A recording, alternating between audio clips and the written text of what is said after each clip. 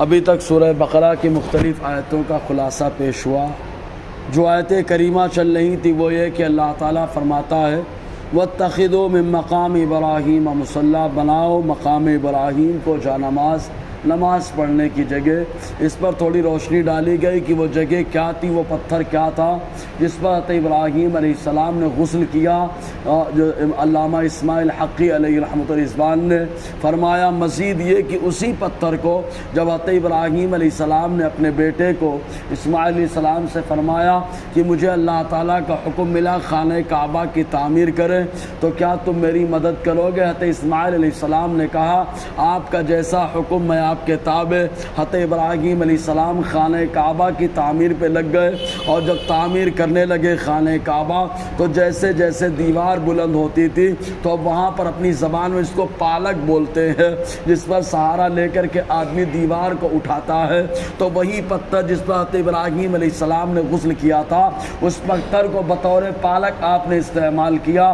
اس کے اوپر کھڑے ہو گئے، آپ اینٹ رکھتے تھے، حضرت اسماعیل علیہ السلام اینٹ اٹھا کر کے دیتے تھے، دیوار جتنی اٹھتی جاتی تھی اللہ تعالیٰ نے ایسا کرم کیا تھا کہ پتھر بھی ویسے ہی بلند ہوتا چلا جاتا تھا۔ اس پتھر کو اللہ نے یہ مقام دے دیا کہ حضرت ابراہیم علیہ السلام کے قدموں کی چومنے کی وجہ سے پتھر جامد محض ہوتا ہے، وہ بڑھتا نہیں ہے، لیکن وہ پتھر بلند ہوتا جا رہا ہے۔ حضرت ابراہیم علیہ السلام تعمیر کر رہے ہیں۔ بہرحال تعمیر سے فارغ ہونے کے بعد جب حضور صلی اللہ علیہ وسلم کا زمانہ آیا تب حضرت عمر رضی اللہ تعالیٰ عنہ کے مشورے سے کہ آپ نے مشورہ دیا کہ آپ جو ہے اس کو مصلی بنا لے۔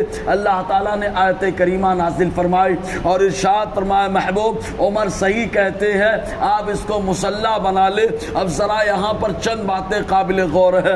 پہلی بات وہ پتھر ہی تھا جس پر حضرت ابراہیم علیہ السلام نے قدم رکھا، لیکن تھوڑی دیر تعمیر کرنے کے لیے حضرت ابراہیم علیہ السلام نے قدم رکھا، وہ پتھر بڑا ہو گیا تو اس کو جانماز یعنی نماز پڑھنے کی جگہ بنانے کا حکم اللہ نے دے دیا۔ اب آگے بڑھیے، جب خلیل کے قدموں کی یہ برکت ہے تو حبیب کے قدموں کی کتنی برکت ہے۔ اللہ تبارک و تعالیٰ نے حرا کی پہاڑی کو مقام عطا فرمایا جہاں حضور صلی اللہ علیہ وسلم ایک دو گھنٹے نہیں بلکہ مسلسل مہینوں جا کر کے آقا علیہ السلام وہاں پر خلوت میں عبادت کرتے تھے، حتیٰ کہ پہلی وہی غار حرا میں آئی۔ اللہ تبارک و تعالیٰ نے اس کو کیسا مقام عطا فرمایا۔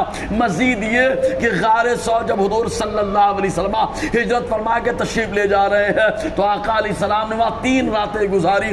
مزید یہ کہ آقا علیہ السلام جب احد کی پہاڑی پہ جلوہ افروز ہو تو وہ احد ہلنے لگے، جس کے بارے میں مصطفیٰ یوں کہے یہ احد ہے جو مجھ سے محبت کرتا ہے، میں اس سے محبت کرتا ہوں۔ آقا علیہ السلام نے فرمایا، حضرت انس بن مالک رضی اللہ تعالیٰ عنہ کے چچا حضرت انس بن نضر کہتے ہیں کہ مجھے احد کی پہاڑی کی طرف سے جنت کی خوشبو آتی ہے۔ تو بتانا مقصد یہ ہے جہاں پر ابراہیم کا قدم لگ گیا اس کو جانماز یعنی نماز پڑھنے کی جگہ اللہ تعالیٰ نے بنانے کا حکم دیا، اور لوگوں نے بنایا بھی ہے، اور طواف کرنے کے بعد جو ہے برابر 2 رکعت نماز مقام ابراہیم پر پڑھی جاتی ہے۔ تو جب اس کو مصلی بنانے کا رب نے حکم دیا، نماز پڑھنے کا وہاں پر حکم دیا، تو احد پہ اگر کوئی جو ہے آقا علیہ السلام کی محبت میں 2 رکعت نفل پڑھے، حرا میں پڑھے اور جبل نور سور میں پڑھے تو اس میں کوئی مذائقہ نہیں۔ معلوم یہ ہوا انبیاء کرام کے قدموں سے اور ان کے بدن سے جس چیز کو نسبت ہوتی ہے اللہ تعالیٰ اس کو عظمت و بلندی عطا فرماتا ہے۔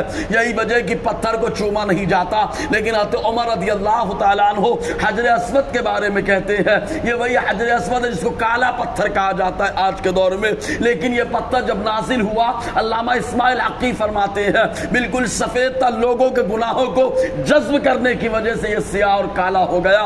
حضور نے اس کی اس ادا کو اتنا پسند کیا کہ آقا علیہ السلام نے خود اپنے لبوں سے چوما، ترمذی کی حدیث ہے پاک، اور جب حضور نے چوما تو ایک دور آیا کہ حضرت عمر کہتے ہیں اے حجر اسود مجھے معلوم ہے نہ تو نہ ضرر پہنچائے نہ نفع پہنچائے، تجھے بس خالی اس لیے میں چوم رہا ہوں کہ تجھے میرے محبوب اللہ کے نبی نے چوما، اس لیے میں چوم رہا ہوں۔ بہرکیف تو اللہ تبارک و تعالیٰ نے مقام ابراہیم کو شان عطا فرمائی۔ رب فرماتا ہے اور بنا لو من مقام ابراہیم، ابراہیم کے کھڑے ہونے کی جگہ کو مصلی نماز پڑھنے کی جگہ۔ انشاءاللہ اور آگے گفتگو رہے گی۔ اللہ تعالیٰ ہم سب کو فیضان قرآن برکات قرآن سے مالا مال فرمائے۔